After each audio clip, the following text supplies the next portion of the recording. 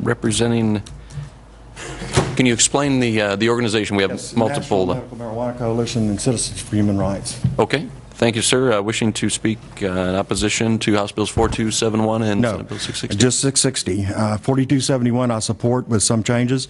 The privacy issue, there's a routine and there are some language that addresses stopping a patient from buying too much marijuana on a rolling 10-day period.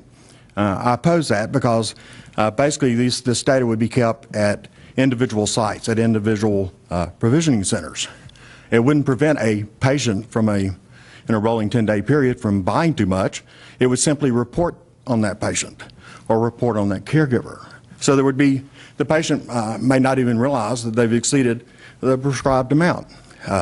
The obvious solution is to have a central database that either says yes or no. Either that patient can buy the marijuana or the patient can't.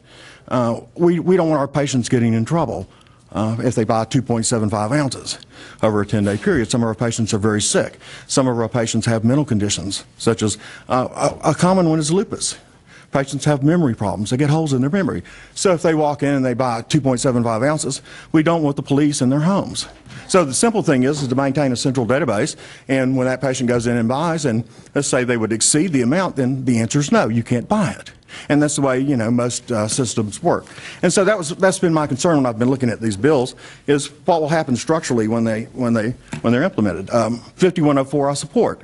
The oil helps patients, especially our sickest patients, epilepsy, cancer, AIDS. This oil does a lot of good. So the privacy issue on 4172, and we support it fully, and 5104 we support. Got a lot of problems with 660.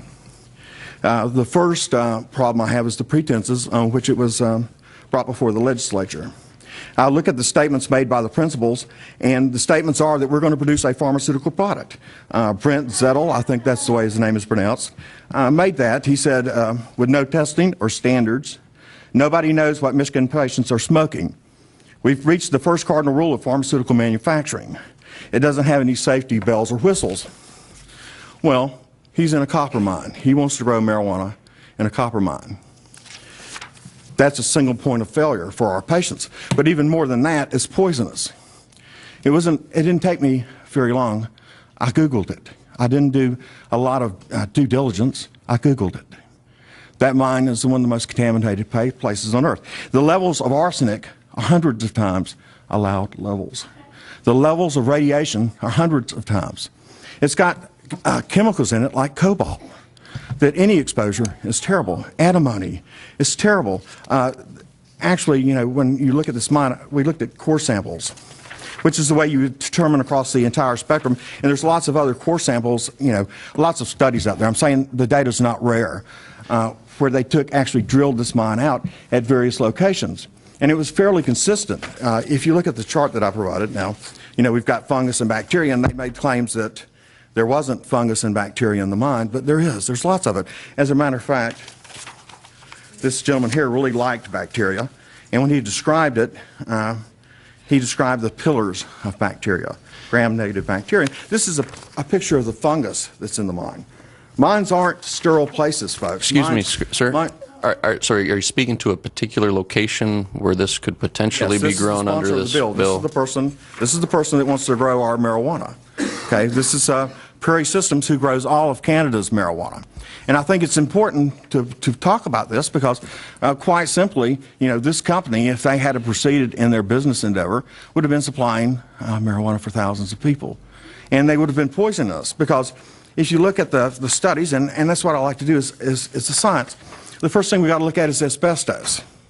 The mine is full of asbestos, and when I looked at how they clean this asbestos up, asbestos materials are collected in bags, which are stored in a covered area adjacent to hazardous waste storage areas. Sir, I'm going to ask you to keep your comments to the content of the bill. You're being speculative by assuming that this under the bill would be grown at a particular location. I think that's speculative at best, as the bill provides a framework by which this could occur at various locations. I don't mean to joust with you here, Ian, but these are the people that paid the lobbyists who came to the legislature and promoted this bill. The one thing I would like to see, and I would ask the committee to do this for me, and I'll yield on this subject, is this company never grows marijuana for anyone.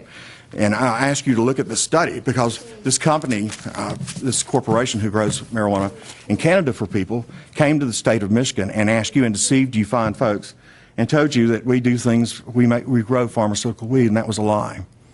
The very pretense that anything that they do is pharmaceutical is insane. They would have killed people. They would have killed people if they grew the marijuana in this mine. So I would ask you that at the very least that this company be excluded from ever doing anything with patients, because that's just wrong.